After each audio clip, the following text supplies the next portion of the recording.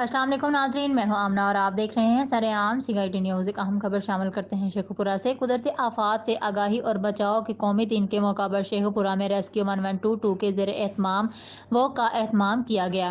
Walk میں deputy commissioner Sheikhupura Rana Shakeel Aslam, district officer rescue 1122 Rana Ijaz Ahmed, rescue workers, شہریوں، media نمائندگان نے بھی بڑی تعداد میں شرکت کی۔